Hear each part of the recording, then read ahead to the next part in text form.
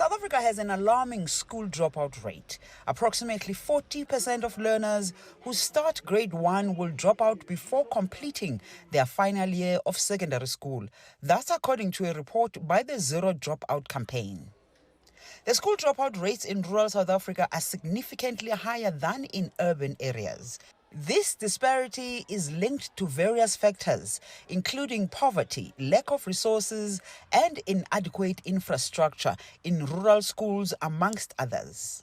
They range from teenage pregnancy amongst girls, teenagers, but the issue of poverty also is an issue because some of the children come from child-aided families where they often have to fend for themselves. So being at school for them, they have to navigate education along with making a plan, to put bread on the table. But of course, in some of the schools, especially in rural areas, where you find that schools lack, the necessary facilities. There are no sporting courts. Sometimes classrooms have got broken windows and so on. So they lack motivation generally.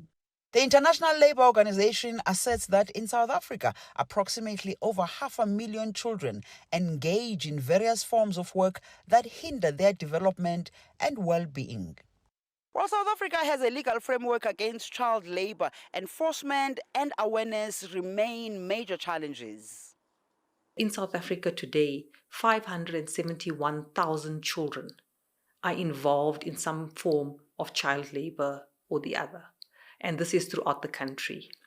There have been some moves towards developing some policy towards prevention of child labour, and the CLPA, the Child Labour Programme of Action is one of those policies that have been put into place. But if you read the reports around those policies, the policy itself is a wonderful policy. It outlines the age of working age of children. They outline what is acceptable, what is not acceptable. It outlines also, who can be employed and who cannot. But those policies, to implement them has proven to be impossible.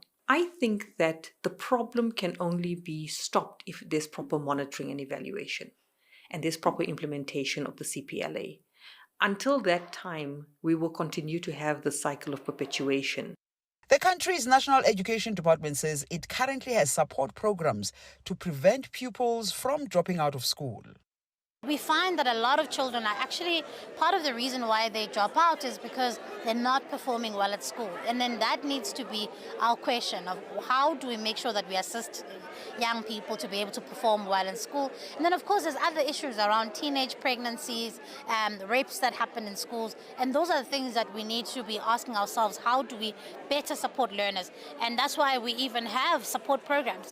The South African Department of Basic Education has started to work with UNICEF to improve education outcomes, particularly for marginalized communities, and reduce dropout rates. Yolisa Njamela for CGTN in Johannesburg, South Africa.